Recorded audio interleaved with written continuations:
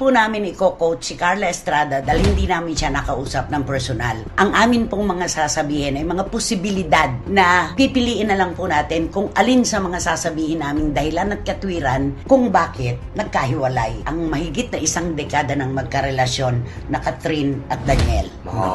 Una, ikaw muna yung tungkol doon sa bank book. Oo, kasi ito, nung una kasi, mayroon talagang umuugong na mga chismis na kaya daw, sinabihan daw ni Mami Men, si Catherine Bernardo na pagsabihan mo daw yung boyfriend mo na para magsubi-subi na siya ng sarili niya. Matama lang naman. Oo, kasi mahirap yon kasi ilang taon tayo hindi na nagkatrabaho, walang trabaho kasi nagka-pandemic. Tapos sinasabi pa nga daw ni Mami Min kasi tignan mo naman, yung pamilya ni Carla Estrada, nandun lahat Sa kanila. at si Daniel lang ang nagtatrabaho sa kanila. Oo, at saka yung mga driver. Oo, yung mga driver at saka yung mga galing ng mga probinsya pupunta doon. Kaya sabi daw ni Mami Min, to mga chismis mga na akin nasakap, sabi mo, pagsabihan mo yung boyfriend mo na kunin niya yung bank book sa nanay niya. Yun. Kukunin ang bank book sa nanay. Oo. Ako naman kasi bibigyan katwiran ko na nung walang-wala pa ang pamilyang ito. Alam naman natin na solong pinalaki ni Carla ang kanyang mga anak. Ay, oo, tama. Lalo na si Daniel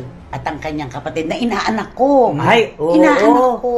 Si Carlito. Ay, Oo. inaanak ko pala. Inaanak ko Oo. siya. Yung anak nila ni Huwag Kang Susuko. Ni Naldi. Inaanak ko. At nakita ko po yun, nasubaybayan ko yun na talaga namang hirap na hirap sila sa buhay. At ngayon nga na dumating na yung pagkakataon na sumikat si Daniel Padilla at nabigyan din si Carla ng pagkakataon na mag-host ng Magandang Buhay. Kumikita na. Ako man din siguro yung matagal na panahon na hindi nakatulong sa aking pamilya. Sasamantalahin ko na yung pagkakataon para mapasaya ko naman sila sa pamamagitan ng maaari kong ibigay.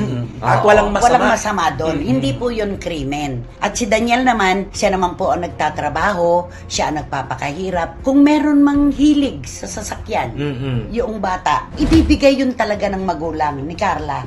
Kasi nabuhay naman yung bata na wala naman talaga. Ay, oo, Parang naman. regalo na lang ito dahil sa pagpupursige mo. Regalo sa kanyang sarili sa pagtatrabaho. Kaya parang hindi dapat talaga isumbat yung ilan ng driver na pinasusweldo. Meron siyang driver, meron si Carla, meron pa yung mga kapatid at hatid sundo pa. Mga ganon. Hindi dapat yun isinusudsud o isinusumbat, di ba?